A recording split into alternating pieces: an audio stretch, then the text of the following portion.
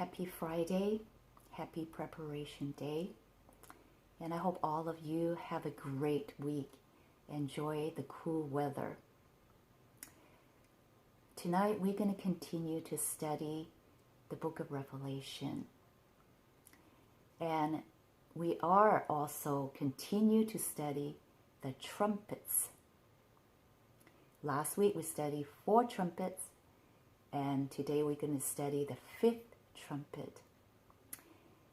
If you recall, trumpets in the Old Testament are a very important part of the Israelites' daily life. They are blown when there's war, in harvest, and during assembly.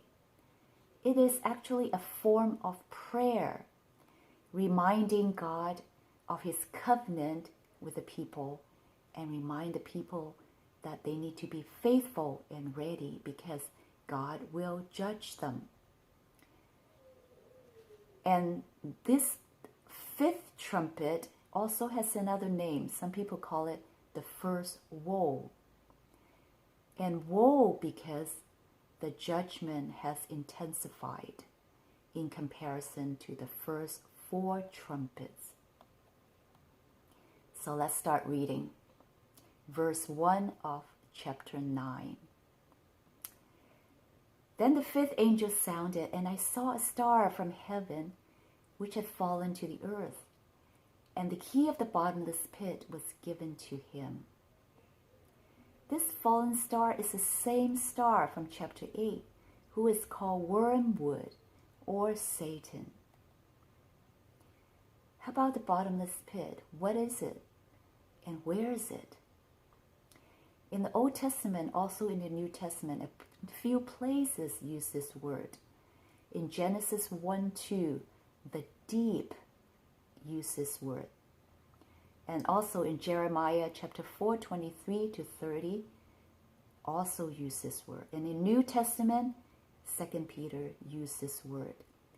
They all denote some form of chaos, some form of desolation. In the New Testament, Peter used it as a dark and chaotic prison where the fallen angel and demons dwell. In another word, bottomless pit is the headquarters of the demonic forces. And the key was given to him. So the key to the abyss or the bottomless pit does not belong to Satan.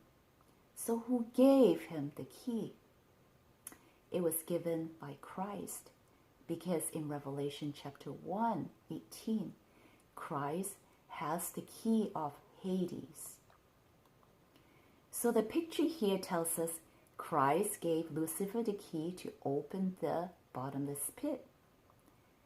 So Satan himself don't have the power, and the demonic forces cannot move about unless God allows them to. So in the 5th trumpet, God permits Satan to open the bottomless pit to unleash the evil forces for this particular judgment. Verse 2. He opened the bottomless pit, and smoke went up out of the pit, like the smoke of a great furnace, and the sun and the air were darkened by the smoke of the pit. So Satan opened the bottomless pit, and there was smoke. The smoke here is not really smoke, literally, but it is a huge cloud of locusts that blocks the sun to the point of total darkness. Like in chapter 8, the darkness indicate here is not literal darkness of the sun, the moon, or star, but it is a spiritual darkness. So what do these locusts represent? Locust was recorded as one of the plagues in Exodus, and it was also symbolized as an enemy of Israel in Joel. So let's read on. There are more description about the locusts. Verse 3, Then out of the smoke came locusts upon the earth, and power was given them, as the scorpions of the earth have power. Verse 4. They were told not to hurt the grass of the earth, nor any green thing, nor any tree, but only the men who do not have the seal of God on their foreheads. From this description, we know for sure these are not insect locusts, because locusts attack plants, not people. Here they told them not to attack plants, but to hurt the people who have not the seal of God on their forehead. This locust coming out from the bottomless pit, the place where God imprisoned the demonic forces, suggests that the locusts are demonic forces which were confined temporary, but now they are unleashed to do their harmful work. But they cannot touch the plant or greens. So who are the plants or greens? The Bible used plants and greens for God's people. So here, God's people cannot be touched by the demonic forces because they have been sealed. Verse 5. And they were not permitted to kill anyone, but to torment for 5 months. And the torment was like the torment of a scorpion when it stings a man. The locusts were given the power of the scorpion, and scorpion stings, but they don't kill. And so the people who has not been sealed would not die from this judgment, but they may be tormented. And for how long? It says 5 months. So in Revelation, we always refer back to the Old Testament to find what the symbol means. And we went back to the Old Testament. The only places we could find that has 5 months or 150 days is in Genesis, in the flood story. Genesis 7:24, it says, the water prevailed upon the earth 150 days. And in Genesis 8:3, it says the water receded steadily from the earth, and at the end of 150 days, the water decreased. So it is most likely John described the demonic locust would harm the earth and the inhabitants for only 5 months and not forever. Verse 6. And in those days men would seek death and will not find it. They will long to die, and death flees from them. The stings of the scorpions are quite painful, I heard, but would not cause death. And these demonic locusts are not allowed to kill people, but permit to torment them.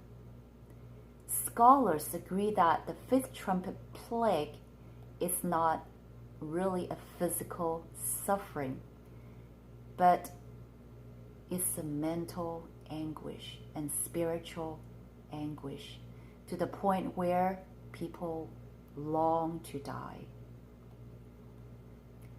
Verse 7. The appearance of the locusts was like horses prepared for battle, and on their heads appeared to be crowns like gold, and the faces were like faces of men. They had hair like the hair of women, and the teeth were like the teeth of lions. They had breastplates like the breastplates of iron, and the sound of the wings like the sound of chariots, of many horses rushing to battle. John provides a very detailed description of the locust's appearance. At this point, the scholars are not quite sure whether each of this description has a meaning. And they only know that the book of Joel in Old Testament also speak of a locust plague symbolized military attack in similar language and similar symbols. So we are not quite sure. And if you want to read, it is in Joel chapter 2 and also Joel chapter 1. And you could decide whether it is the same thing or it is describing the same situation. So let's read on. Verse 10. They have tails like scorpions and stings. And in the tails is the power to hurt men for 5 months. Now it tells us that the locusts have tails to sting like the scorpions. So the demonic locusts torment people by the stings of the tails. We already said that. So what does the tail, because here it emphasized the tail. So is there any passages in the Old Testament talk about tails? And yes, we found it in Isaiah 9:14, 15. Let's read. So the Lord cuts off head and tail from Israel, both palm branch and bulrush in a single day. Verse 15. The head is the elder and honorable man, and the prophet who teaches falsehood is the tail. Also in Revelation chapter 12, verse 4. And his tail swept away 1/3 of the stars of heaven and threw them to the earth. It talks about the tail of the great red dragon, which is Satan himself. And he swept away 1/3 of the stars of heaven, which are the angels. And he deceived the angel and they were all cast down, right? So here the tails denotes deception of demons to mislead people to rebel against God. Verse 11. They have as king over them the angel of the abyss. His name is in Hebrew is Abaddon, and in Greek he has the name Apollyon. So the Hebrew Abaddon means destruction. In the Old Testament, Abaddon refers to the place of destruction associated with death and Sheol. And in Greek, Apollyon is equivalent to the destroyer. Destroyer is so appropriate for Satan, isn't it? And he's also the king of all these demonic locusts. In Matthew, he's called the ruler of the demons, and also in Matthew 25. And in John 10:10, Jesus said Jesus described him like as a thief who comes to steal, kill, and destroy. So he is the destroyer. And verse 12, the first woe is past. Behold, 2 woes are still coming after these things. So there are 2 more trumpets of judgment. So the 5th trumpet judgment is the result of spiritual decline in the secular world and the consequence of it. It is describing the period of the 18th century until our time. So what happened? And from that time till now, prior to the 18th century, we remember the Dark Ages, the Reformation.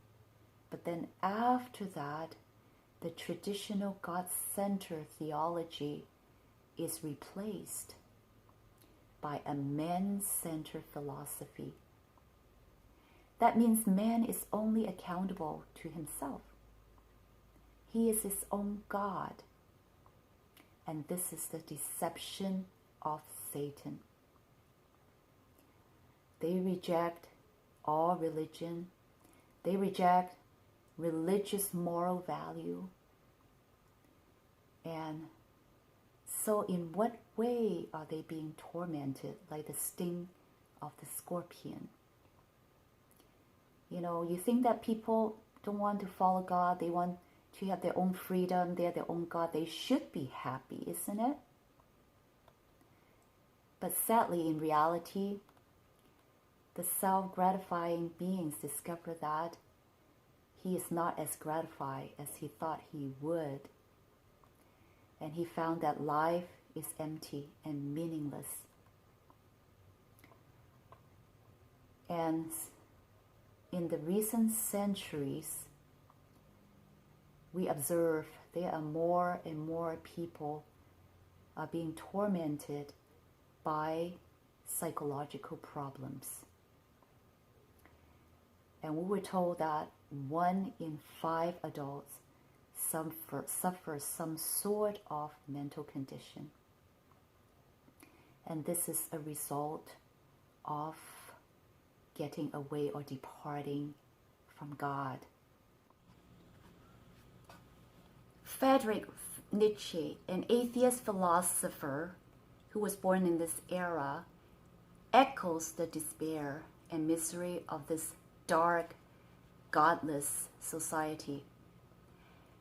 And his parable, called The Madman, describes a man yelling, "I see God, I see God." And then in despair, he cried, "We have killed him. And the darkness is everywhere, and we need to light the lantern even in the morning." And toward the end of this parable, he lamented, "Without God, how shall we comfort ourselves?" The locust from the bottomless pit has darkened the sky, and yet this is not the final judgment. Opportunity to repent is still there. Next week, we will study the 6th trumpet, Army from the East.